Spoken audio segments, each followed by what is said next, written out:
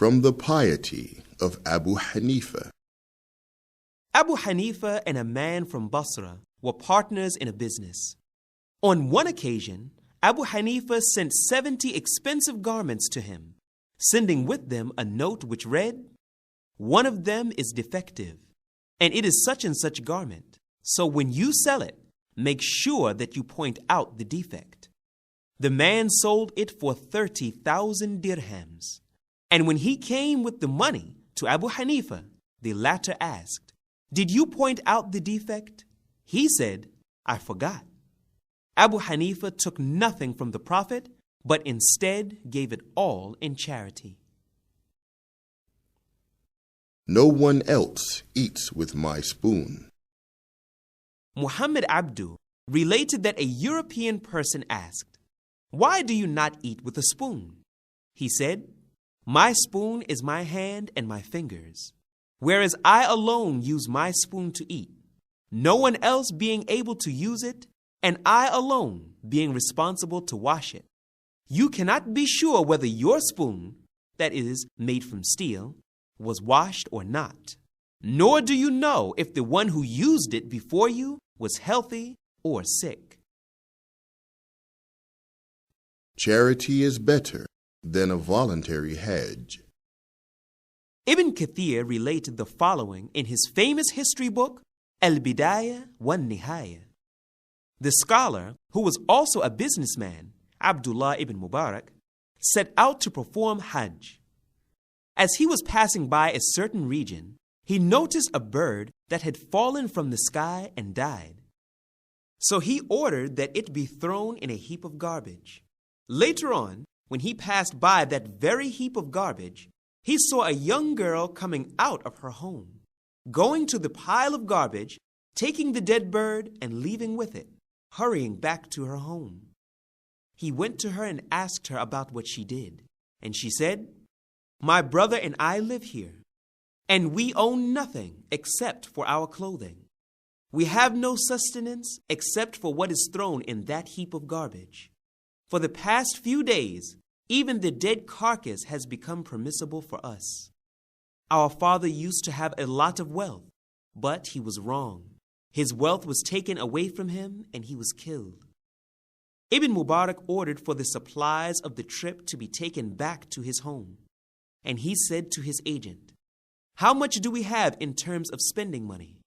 He said, 1,000 dinars. Abdullah said, "Take from that 20 dinars, which should be enough for our return journey, and give the rest to her, for that is better than our voluntary Hajj this year." He then returned home, and that is why the Egyptian scholar Muhammad Ghazali was of the view that to spend money on the needs of the Muslims is better than a voluntary Hajj. He said, "To fulfill a need of the Muslims is a communal obligatory deed, and the obligatory deed is given precedence over the voluntary deed." Our pious predecessors and their aversion to fame. Habib ibn Abi Thabit related that Ibn Mas'ud, radiyallahu anhu, went out one day and a group of people followed him. He said, "Do you need anything?" They said, "No, but we wished only to walk with you." He said, "Return, for it is humiliating for the one who is following, and a trial or temptation for the one who is being followed." Harith ibn Suwaid related that Abdullah said, "Had you known what I know about myself, you would have poured dirt on my head." Bistam ibn Muslim related that when a man was walking with Muhammad ibn Sirin, the latter would say, "Do you need anything?" If he needed something, then Muhammad would give it to him. But if he continued to walk with him, he would repeat, "Do you need anything?"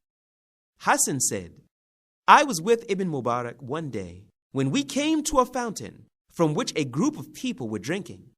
We went closer to drink, and because people didn't recognize him, they considered him just as any other person in the crowd, and so they tried to push their way by him. When he came out of the crowd, he said, 'Life is not to truly live except like this. Meaning, the ideal life is one wherein one is neither known nor revealed. Hassan also related that when Ibn Mubarak was in Kufa, a book on the rites of Hajj was being read to him. When a certain view was read out loud regarding an issue, he said, "And that is our view." He then asked, "And who wrote down what I said?" Hassan told him who it was. Ibn Mubarak took the book and continued to wipe out the words that were written from him until they were completely obliterated. He then said, "And who am I that my speech should be written down?" Moderation in joking and laughing.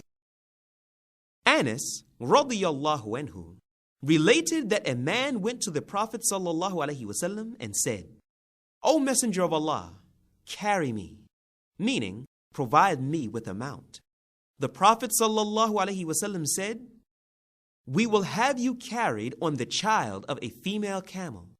He said, "And what shall I do with the child of a female camel?" Meaning, it is too small. The Prophet sallallahu alaihi wasallam said, "Are camels given birth to except by female camels?" Meaning that it could be an adult camel and still be the child of a female camel, since all camels are given birth by female camels. Abu Suhaib, radiyallahu anhu, related, "I went to the Prophet sallallahu alaihi wasallam, and in front of him were bread and dates.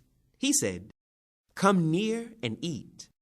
I began to eat from the dates, and the Prophet sallallahu alaihi wasallam said, 'You are eating dates, and one of your eyes is sore?' I said, 'I am chewing from the other side.' Allah's Messenger sallallahu alaihi wasallam smiled. Why one seeks out knowledge. Aun ibn Umara said that he heard Hisham Dastaway say, "By Allah, I am not able to say that I have ever went out on any day to seek out hadith, seeking thereby the countenance of Allah." Dhahabi said, "By Allah, neither can I. Our pious predecessors used to seek out knowledge for Allah. They excelled and became imams, whose examples are followed. From them, there is a group who at first did not seek knowledge for Allah, but then became upright. They took account of themselves, and knowledge itself dragged them to sincerity while they were still on the road." Mujahid and others said, "We have sought out this knowledge when we did not have a very strong intention. Later on, Allah provided us with a good intention." Others have said, "We sought out this knowledge for other than Allah, but it refused to be dedicated for other than Allah. And that too is good. Then they spread that knowledge with a good intention." Another group sought out knowledge with wrong intentions, for a worldly aim or to be praised, and for them is that which they intended. The Prophet ﷺ said, "Whoever goes forth in battle, intending even a cord, then for him is that which he intended." You should see that this group did not enlighten themselves with the light of knowledge, nor did anything occur in their souls, nor did their knowledge lead to any significant result in terms of action. The scholar is only he who fears Allah the Exalted. Another group who gained knowledge were given positions, but then did wrong. They did not limit themselves to their knowledge. They perpetrated great sins, so woe unto them, for they are not scholars. Others did not fear Allah the Exalted in their knowledge. They resorted to sophistry and spurious argumentation, issuing rulings of doubtful permissibility, relating strange narrations, while others showed even greater temerity by fabricating a hadith. Such as these were exposed by Allah. Their knowledge went away, and their destination became the hellfire. All of the above-mentioned groups related much in terms of knowledge. A group came after them whose deficiencies in knowledge and in action were clear to all. And they were followed by a people who ascribed themselves to knowledge outwardly, but who excelled in only small matters, which deceived them into believing that they were superior scholars. It never crossed their minds that they were seeking closeness to Allah. And that is because they never saw a true scholar whom they could emulate. And so they became like the ignorant masses. The highest that any of them aspired to was to gather expensive books, to store, and to look at one day. We ask Allah to save us and to forgive us. Some have said during Dhahabi's times, I am not a scholar and I have never seen a scholar.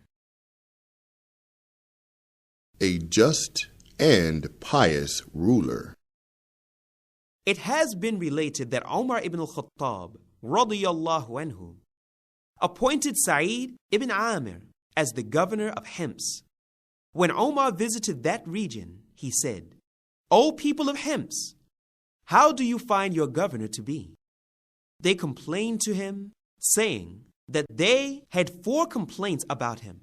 1, he does not come out to us until late in the morning. Omar said, that is grave indeed. And what else? 2, he answers anyone during the night. Omar said, grave indeed. And what else? 3, one day during every month, he does not come out to us. Omar said, grave indeed. And what else? 4, every so often, he is in a miserable and wretched state.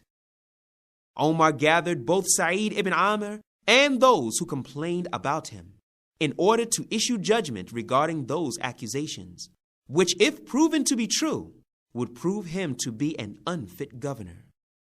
When Omar gathered everyone, he said, what is your complaint regarding him, O people of Hims?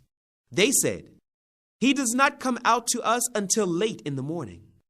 Omar said, and what do you say, O Sa'id? Sa'id said, by Allah, O leader of the believers, although I hate to mention it, my family has no servant. So I am responsible for making the bread, and then I make ablution, after which I go out to the people. Omar said, and what else do you complain about regarding him, O people of Hims? They said, he does not answer anyone in the night. Omar said, and what do you say, O Sa'id? He said, although I hate to mention it, O leader of the believers, I have indeed made the day for them and the night for Allah. And what else do you complain about him? They said, one day during every month, he does not come out to us. And what do you say, O Sa'id? He said, O leader of the believers, I have no servant who may wash my garment, and I have no other garment to replace it. So I wash it until it dries, and then I go out to them at the end of the day. Omar then asked, and what else do you complain about him? They said, every so often he is in a miserable and wretched state. And what do you say, O Sa'id? He said, I witnessed the death of Khubayb Ansari in Mecca. The Quraysh cut parts of his meat into pieces. They then carried him to the root of a tree and crucified him. They said, do you wish that Muhammad was in your place and that you were with your family and with your child? He said, by Allah, I do not wish that I was with my family and my child, nor that Muhammad was pricked by a thorn. Whenever I remember that day and how I did not help him in the state that he was in, I was a disbeliever at the time and did not believe in Allah the Almighty. I start to think that Allah will never forgive me for that sin, and then I enter into a state of extreme misery. Omar said, all praise is for Allah, who has not made me fail in my perceptiveness. He then sent for 1,000 dinars to be given to Sa'id, and he said, use this to help you in your affair. Sa'id's wife said, all praise is for Allah, who has given us enough so that we do not need your services anymore, meaning Sa'id's work in the house. He said, Do you wish for better than that? We give it to someone who will bring it to us when we are in most need of it. She said, yes. He called someone from his household that he trusted, and he put the money in a bag, saying, go with this money to the widow of such and such a man. With this amount to the orphan of such and such parents. With this money to such and such poor person, and with this money to such and such person who was afflicted. Very little was left with him, and he said to his family, spend from this. He returned to his work, and his wife said to him one day, will you not buy a servant for us? What happened to that wealth? He answered her, saying, it will come to you when you are in need.